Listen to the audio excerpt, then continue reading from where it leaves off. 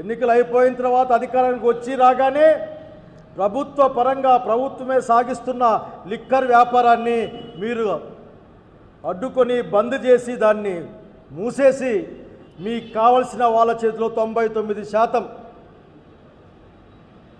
Liquor షాపులు వచ్చే విధంగా అధికారులు అనధికారులు మీ పార్టీ నాయకులు బెదిరింపులు మీ చేతుల్లో తీసుకున్నారు.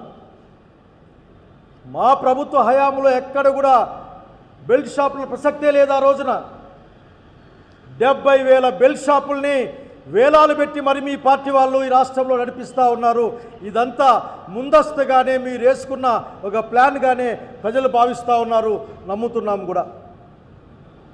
బయట పడిన తర్వాత మీరు ఏదో సూక్తులు చెప్పే ప్రయత్నం చేస్తూ ఉన్నారు. అందరూ చంద్రబాబు నాయుడువి ఏదో డైవర్షన్ పాలిటిక్స్ అనుకుంటూ ఉంటారు. ఇక డైవర్షన్ పాలిటిక్స్ కంటే మించి మీరు ఒక చీప్ పాలిటిక్స్ చేస్తూ ఉన్నారు, డర్టీ పాలిటిక్స్ చేస్తూ ఉన్నారు. ఈ రాష్ట్రంలో మీరు క్యూఆర్ కోడ్ పెట్టి చూసుకోమని చెప్తారా? అంటే ఇంక మందు షాప్ అయిన ప్రతి ఒక్కరు ఫోన్ తీసుకొని క్యూఆర్ కోడ్ పెట్టి స్కాన్ చేసుకుంటూ పోతుండాలి. దాంట్లో తేడా వస్తే పక్కన పెట్టాలి. అంటే మీ దగ్గర తగినంత సమాచారం, పూర్తి సమాచారం ఉంది. ఈ రాష్ట్రం మొత్తం మీద అన్ని లిక్కర్ షాపుల్లో నకిలీ మద్యం అమ్మబడుతూ ఉందని మీ మాటలే చెప్తా ఉన్నాయి. క్యూఆర్ కోడ్ పెట్టి స్కాన్ చేయాల్సింది మీరు, ముఖ్యమంత్రి గారు, మీ ప్రభుత్వం. మరి 70,000 బెల్ట్ షాపుల్లో ఏ క్యూఆర్ కోడ్ స్కాన్ చేస్తారు? ఎవరిని స్కాన్ చేస్తారు? మీ ప్రభుత్వంలోనే ఎమ్మెల్యేలని మంత్రుల్ని పంపిస్తారా? లేకపోతే ఏమైనా మీ దగ్గర యాక్టివ్ నాయకుల్ని పంపిస్తారా 70,000 మందిని స్కాన్ చేసుకొని రమ్మని? నిజంగా మీ దగ్గర అంతో ఇంతో నిజాయితీ మిగిలి ఉంటే మీరు ఏకకాలంలో ఈ రాష్ట్రంలో ఉన్న షాపుల్లో ఉన్న సరుకుని చెక్ చేసి ఉండేవాళ్ళు. అట్లాగే ఆ రోజు దొరికిన తర్వాత ఏ షాపుకి ఏ జిల్లాకి ఎంత నకిలీ మద్యం పోయిందని లెక్క తీసి ఉండేవాళ్ళు. మీకు లొంగిపోవడానికని ఈమానం ఎక్కి ఆయన జనార్దన్ ఏదో పేరుంది, ఆయన ఈమానం ఎక్కి ఇటుకు వస్తే మీ వాళ్ళు రాజును తీసుకెళ్ళారు మీరు. అక్కడ అబద్ధాలే. జోగి రమేష్ పేరు ఇరికించే ప్రయత్నం చేశారు. చంద్రబాబు నాయుడు గారు, జోగి రమేష్ గారు ఒక 3 మాటలు 3 ఆప్షన్లు మీకు ఇచ్చారు. మీ దగ్గర ధైర్యం ఉంటే దాన్ని స్వీకరించండి. 1, పాపం దైవభక్తుడు జోగి రమేష్ దేవుని దగ్గర ప్రమాణం చేద్దామని అడిగాడు. కాదు, సత్యశోధన నిలబడతాను నేను, లై డిటెక్టర్ నిలబడతాను నేను, మీరు వస్తారా అడిగాడు. ఇది కూడా కాదు, సిబిఐకి ఇమ్మని చెప్పారు. సిబిఐకి ఇస్తే అన్నీ వస్తాయి కదా అని చెప్పారు. కానీ మీరు సిట్ వేశారు. మధ్య ఏదో వస్తూ ఉంటే ఒక చిన్న పిల్లల సినిమా చూసిన అట్లా మహేష్ బాబు అనుకుంటా, అబ్బా దీని వేషాలు అంటుంటాడు. అట్లా మీరు మీ సిట్టు వేషాలు చూసి అసలుకి బోర్ కొడతా ఉంది. ఒక సిట్ ఆల్రెడీ పనిచేస్తూ ఉంది.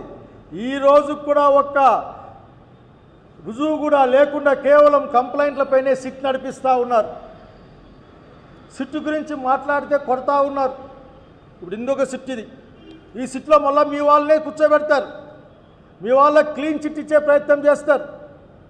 నిజంగా అసమర్థ రాజకీయాలు అందామా, లేక అసమర్థ సిగ్గులేని రాజకీయాలు అందామా, లేకపోతే అసలు పరిపాలన భ్రష్టు పట్టించి కేవలం మీ అధికారాన్ని ఏ విధంగా అయితే 45 లక్షల ఓట్లకు లెక్క లేకుండా పోయిందో, లేక ఆలస్యంగా పడ్డాయో, ఇప్పటికే మీరు ఓట్ చోరీ ద్వారా అధికారంలోకి వచ్చారని ప్రజలు మాట్లాడుకునే క్రమంలో మీరు సంపాదించుకుందామనే మీరున్నారా? ఇప్పటికే ఈ లిక్కర్ వలన 5-6 వేల కోట్ల రూపాయలు మీకు సంబంధించిన వాళ్ళ జేబుల్లో చేరినాయని ఒక వార్త. ఆయనతో మీరు చిలక పలుకులు చెప్పిస్తారు. మంచిగా ఒక చైరేసి చక్కగా క్రాఫ్ట్ దువ్వి 2-3 సంవత్సరాల నుంచి అని మీ ఆఫీసర్లను అడగండి.